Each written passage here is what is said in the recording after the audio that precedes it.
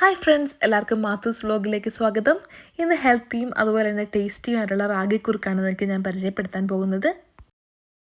നമ്മൾ എപ്പോഴും സോളിഡ് പിള്ളേർക്ക് കൊടുക്കുമ്പോഴത്തേക്കും ശ്രദ്ധിക്കേണ്ട കാര്യമാണ്, ഒരു ന്യൂ ഫുഡ് ഇൻട്രൊഡ്യൂസ് ചെയ്യുമ്പോഴത്തേക്കും അത് കോൺസിക്യൂട്ടീവ് ആയിട്ടുള്ള ഒരു 3 ഡേയ്സിലോട്ട് അല്ലെങ്കിൽ ഒരു 4 ഡേയ്സിലോട്ട് നമ്മൾ കൊടുക്കണം. എന്നെങ്കിൽ മാത്രമേ പിള്ളേർക്ക് അതിനോട് സ്പെസിഫിക് ആയിട്ട് അലർജി ഉണ്ടെന്ന് നമുക്ക് അറിയാൻ പറ്റത്തുള്ളൂ. സോ ഇവിടെ ഞാൻ എടുക്കുന്നത് ഒരു 3 സ്കൂപ്സ് ആണ്.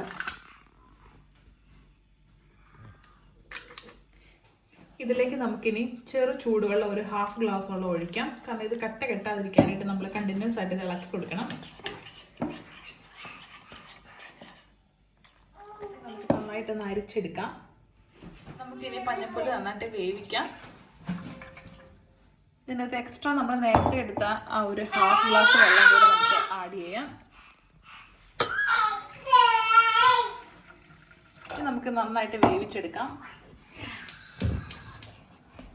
ഇതിപ്പോൾ നന്നായിട്ട് ബോയിൽ ആയിട്ടുണ്ട്. നമ്മൾ റാഗി കൊടുക്കുമ്പോഴത്തേക്കും മെയിനായിട്ടും ശ്രദ്ധിക്കേണ്ട കാര്യം ഇതാണ്, നന്നായിട്ട് റാഗി ബോയിൽ ചെയ്യണം. അല്ലെങ്കിൽ കുഞ്ഞുങ്ങൾക്ക് സ്റ്റൊമക് പ്രോബ്ലംസും ഇൻഡൈജഷൻ പ്രോബ്ലംസൊക്കെ ഉണ്ടാകാം.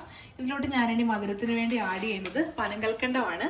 നിങ്ങൾക്ക് വേണേൽ പനങ്കൽക്കണ്ടം ഇല്ലയെന്നുണ്ടെങ്കിൽ സാധാരണ കൽക്കണ്ടോ അല്ലെങ്കിൽ കരിപ്പെട്ടിയോ ഒക്കെ ഉപയോഗിക്കാവുന്നതാണ്.